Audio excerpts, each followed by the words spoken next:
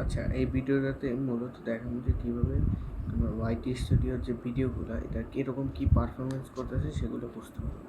ঠিক আছে, তো এই জায়গায় তোমার কয়েকটা অপশন আছে নিচে।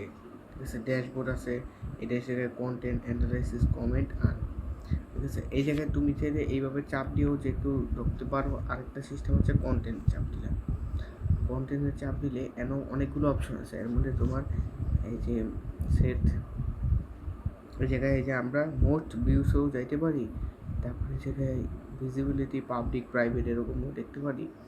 এই জায়গায় তোমার ভিউসের পরিমাণ অনুযায়ী তুমি চাইলে সার্চ দিতে পারো যে তোমার ভিউজ কত। তারপর রেস্ট্রিকশন এরকম টাইপের যে ভিডিও সবগুলা, মানে এই জায়গায় অনেক অপশন পাবে। আচ্ছা দেখ, এখন আমি ভিডিওতে ক্লিক করলাম, এই ভিডিওতে ধরলাম। আচ্ছা, ভিডিওতে ক্লিক করার পর ভিডিও এই জায়গায় সব কিছু শো করতেছে, পাবলিক কিনা, তারপরে রেস্ট্রিকশন আছে কিনা, তারপরে ভিডিওর যে কোয়ালিটি এবং নতুন এটা আপডেট করছে HD এই দুইটা শো করে। এই জায়গায় মূলত আর কোনো কাম নেই, এই জায়গার কাম কেন ভিডিওটা কবে সার্চ এটা দেখা যায়, র্যাঙ্ক কততে আছে, র্যাঙ্ক বুঝে তো তোমার মনে করো এই যে বিগত যে কোনো ভিডিওস আছে এই ভিডিওতে তোমার মনে করো কোনটা, মনে করো এই টাইমের মধ্যে কত ভিউজ পাইছিল অন্য অন্য ভিডিওগুলো। ঠিক আছে, এই জিনিসটা এই জায়গায় শো করে। আর ওই র্যাঙ্ক ম্যাঙ্ক ওইটাতে তোমাকে মাথা কামায় লাভ নেই। এই মূলত এই জায়গায় ভিউজ, এই জায়গায় চাপ দিতে হবে। এই জায়গায় চাপ দিলে কতটা ভিউজ, 7টা ভিউজ, আস্তে আস্তে নিচে যেতে হবে। রিয়েল টাইমে কয়টা ভিউজ এসেছে, বা রিয়েল টাইমে কয়টা ভিউজ এসেছে, যেমন লাস্ট 60 মিনিটে একটা ভিউজ আছে কোন জায়গা দিয়ে, সোর্সও দিয়ে দিয়েছে ইউটিউব সার্চ থেকে। আচ্ছা ভালো কথা, উপরে এই পাশে গেলে তোমার ওয়াচ টাইম, কত ওয়াচ টাইম হচ্ছে। এই পাশে গেলে এই ভিডিওটিকে সাবস্ক্রাইব এসে কিনা, মনে করো এই ভিডিওটিকে একটু সাবস্ক্রাইব করে এটা যোগ হবে। আচ্ছা,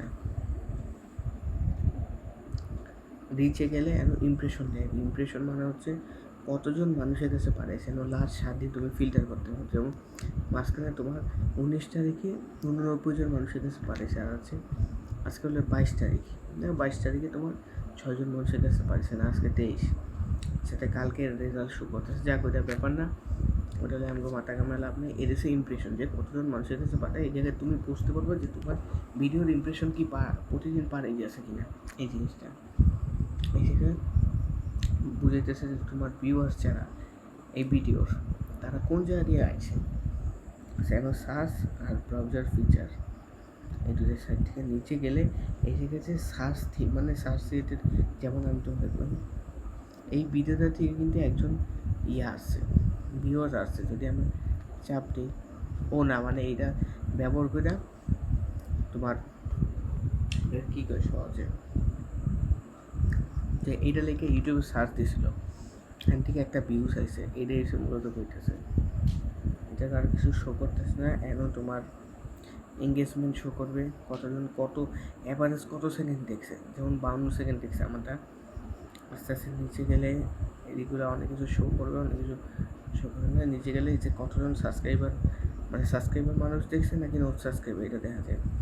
আমরা কন্টেন্টে যদি এটা বাদ দিয়ে যদি আমরা নিচে এটার মধ্যে যাই, যেটা কিছু কিছু জিনিস শো করে নেই। তো এই জায়গায় কিন্তু সেম একই খেলাই, এদিকে একটা সাবস্ক্রাইবার আসছিল, এই সব কিছু।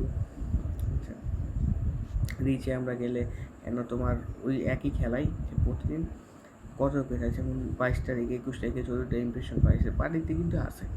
তুমি যখন দেখো যে ইমপ্রেশন শূন্য হয়ে গেছে, তখনই কিন্তু তোমার থাম্বনেল পাল্টাই দিবে। এই জায়গায় তোমার এই যে লাস্ট 7 দিনের হিসাব যদি দেখি, যে এই 18% সিটিএস ছিল ওই সময়, আর হচ্ছে সব সময় মিলে, মানে টোটাল তোমার মিলে যেটা কমছে,